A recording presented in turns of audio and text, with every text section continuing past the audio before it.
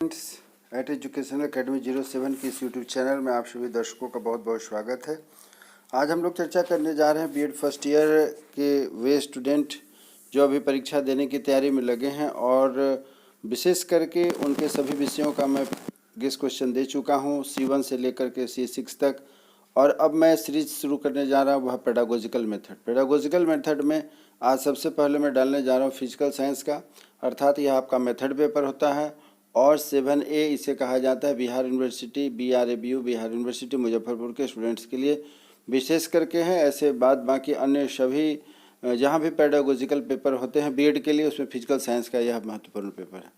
तो आइए अब आगे बढ़ते हैं कि कौन कौन से आपके महत्वपूर्ण क्वेश्चन हैं जिनको आप देख लीजिएगा। यह 40 नंबर का पेपर होता है जिसमें आपको 3 प्रश्नों के उत्तर देने होंगे। परीक्षा में 6 प्रश्न पूछे जाएंगे, 6 प्रश्न में से 3 प्रश्नों के उत्तर आपको देने होते हैं। एक प्रश्न का उत्तर कम से कम 500 शब्द में लिखिएगा। 3 प्रश्नों के उत्तर देने होंगे। आपको लॉन्ग टाइप क्वेश्चन आंसर होता है, इसीलिए आप तैयारी थोड़ा अच्छे से कर लीजिएगा। 10 नंबर आपका असाइनमेंट का है जो कि आपके कॉलेज के द्वारा आपको प्रदान किया जाता है। यह 40 नंबर का थ्योरी पेपर है जिसे कि आप अपने से खुद से लिखेंगे। उम्मीद करता हूं कि जो मैं आपको बता रहा हूं वो आपकी परीक्षा के लिए काफ़ी उपयोगी सिद्ध होगा। तो सबसे पहला प्रश्न आपका जो बनेगा वह होगा नोट्स लिखने के लिए। नोट्स इसमें से आपको 3 प्रश्नों के किसी 3 बिंदुओं पर आपको नोट्स लिखना होगा। पहला मैं बता रहा हूँ आप है परियोजना विधि, दूसरा है विश्लेषण विधि, तीसरा है आपको मस्तिष्क विद्वलन विधि, और फोर्थ है घ जिसे हम प्रदर्शन विधि कहते हैं। अंग है पाठ्यक्रम निर्माण के सिद्धांत। च में है विज्ञान शिक्षण के BCF 2008 में दिए गए सुझाव तथा आगमन निगमन विधि, और आखिरी है ह्यूरिस्टिक और व्याख्यान विधि।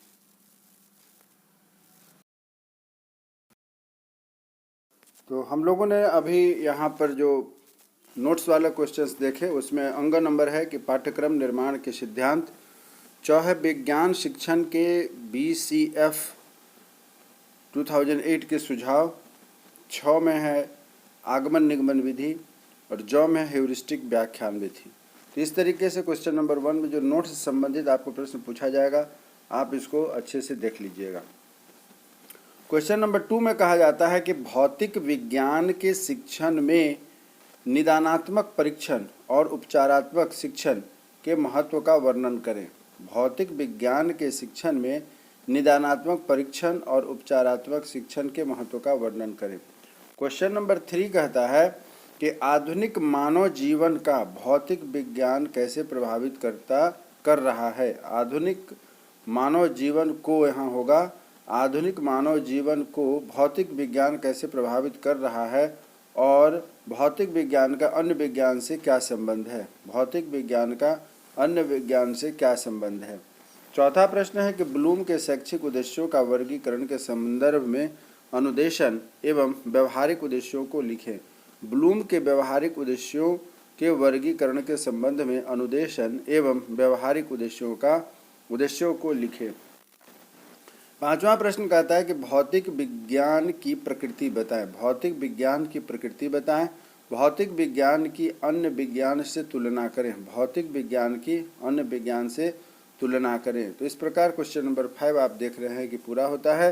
क्वेश्चन नंबर 6 जो है आपके पास वह है कि एक भौतिक विज्ञान शिक्षक के गुणों विशेषताओं का उल्लेख करें। एक भौतिक विज्ञान शिक्षक के गुणों विशेषताओं का उल्लेख करें और बिहार के संदर्भ में भौतिक विज्ञान शिक्षण के अंतर्गत व्याख्यान सह प्रदर्शन विधि के महत्व को समझाएं।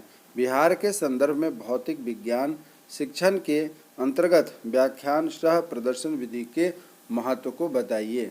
तो इस प्रकार आप देख रहे हैं कि आपको C7A अर्थात पेडागोजिकल पेपर जो है उसमें जो प्रश्न बनेंगे 6, वो सभी 6 प्रश्न आपको यहाँ पर इम्पोर्टेंट दे दिए गए हैं। अब आप इसकी अच्छी से तैयारी करें। उम्मीद करता हूँ कि आपको यह जो क्वेश्चन दिया जा रहा है आपके पेडागोजिकल पेपर में 7A पेपर में फिजिकल साइंस का कोई भी क्वेश्चन इससे बाहर नहीं पूछा जाना चाहिए।